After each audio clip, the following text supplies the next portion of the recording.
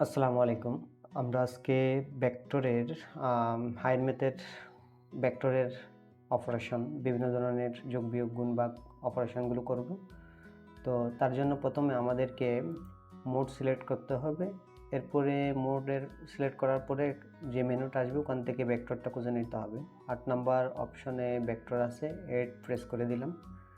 এরপরে আমাদের যতটা ভেক্টর আছে ততটা ভেক্টর এখান থেকে নিয়ে নিতে হবে। আমাদের ভেক্টর আছে এ এবং বি, তো আমরা ভেক্টর এ নিলাম এখান থেকে।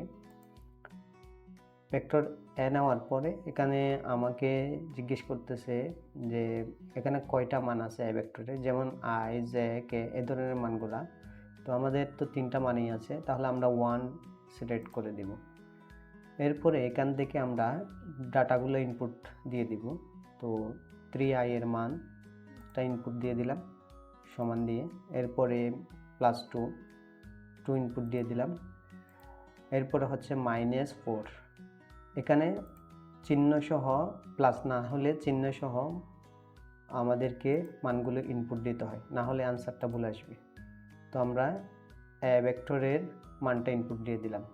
এরপরে সব কিছু আমরা ক্লিয়ার করে ফেললাম।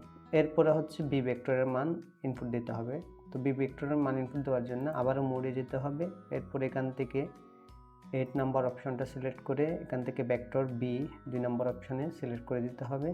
এরপরে 1 সিলেক্ট করে দেব। এরপরে মানগুলো এখন ইনপুট দিব। তো এখানে আছে হচ্ছে আই শুধু, তার মানে 1 আছে আর কি, 1। এরপরে -2, তাহলে -2ই তুলতে হবে চিহ্ন সহ। এরপরে হচ্ছে 5। তো আমাদের এখন মানগুলো ইনপুট দেওয়া শেষ। এখন আমাদেরকে যেটা করতে হবে ভেক্টর দুইটার যোগ। তার জন্য আমরা শিফট চেপে এখান থেকে ভেক্টর কোথায় আছে খুঁজে নিব। এখানে মনে হয় 5 বাটনের উপরে ভেক্টর লেখা আছে। আমরা 5 বাটনটা প্রেস করলে একটা মেনু আসবে, এখান থেকে আমরা ভেক্টর এ সিলেক্ট করে দিব। এখান থেকে আপনি চাইলে ডাটাগুলো দেখতে পারেন ম্যাট্রিক্সের মতো। 2 অপশন সিলেক্ট করে দিলে ওখান থেকে ভেক্টর এ এর ডাটাগুলো কী কী আমরা দেখতে পারি, যেগুলো কিছুক্ষণ আগে ইনপুট দিয়েছে। তো আমরা এখান থেকে 3 সিলেক্ট করে দিব, ভেক্টর এ তুলব।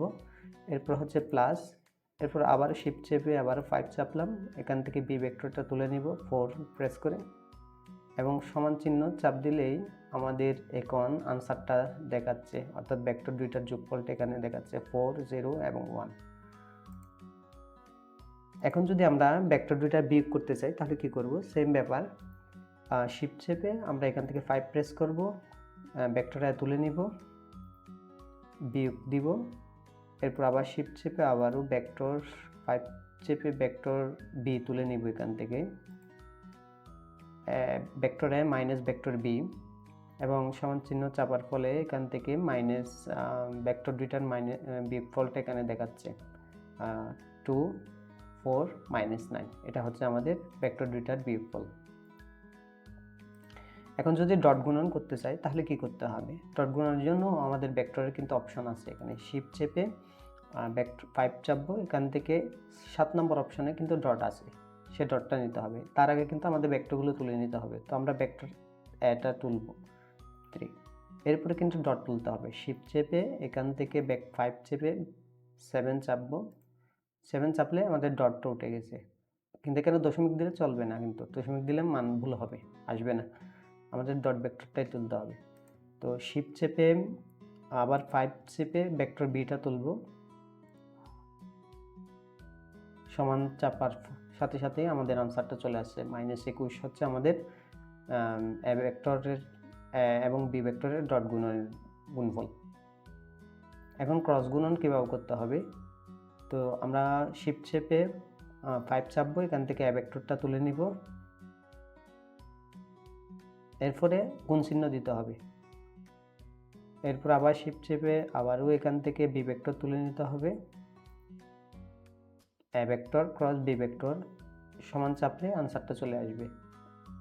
ক্রস গুণন, ভেক্টর ক্রস গুণন দুটাই এখানে চলে আসছে, 2, -19 এবং হচ্ছে -8। এখন আমাদেরকে ভেক্টরের মান বের করতে হবে, এ ভেক্টরের মান। তাহলে কীভাবে করতে পারি?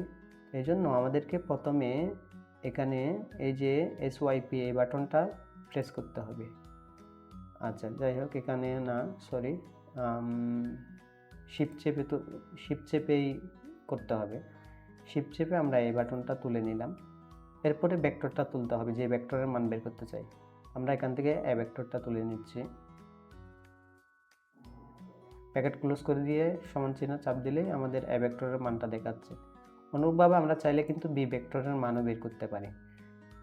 তো তার জন্য আমরা শিফট চেপে আবারও এই বাটনটা প্রেস করলাম, ABS অ্যাবসোলিউট মান আর কি। তারপরে আমরা বি ভেক্টরটা তুলে নেব এখান থেকে। ফর বাটন প্রেস করে ব্র্যাকেটটা ক্লোজ করলাম, সমান চিহ্ন দিলাম, বি ভেক্টরের মানটা বেরিয়ে গেছে।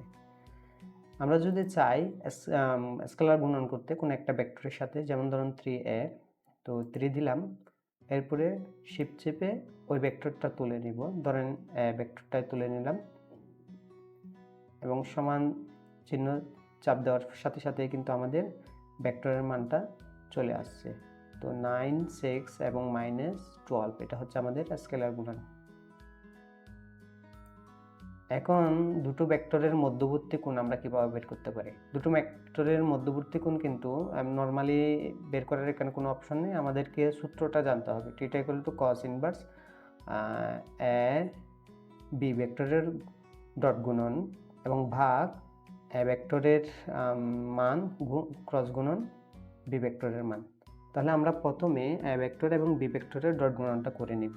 তো এই জন্য আমরা কি করব, এ ভেক্টরের ডট গুণন করার জন্য শিফট চেপে 5 প্রেস করব। এরপরে এখান থেকে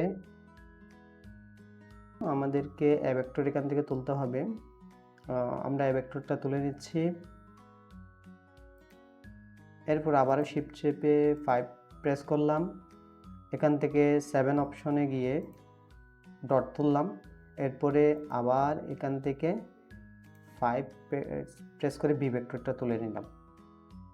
এরপরে ভাগ চিহ্ন তুলতে হবে, ভাগ করতে হবে। তো আমরা ভাগ করলাম, ভাগ তুলে ব্র্যাকেট দিতে হবে। ব্র্যাকেট দিয়ে শিফট চেপে ABS ওই বাটনটা তুললাম এবং ভেক্টরটা তুলব। এখন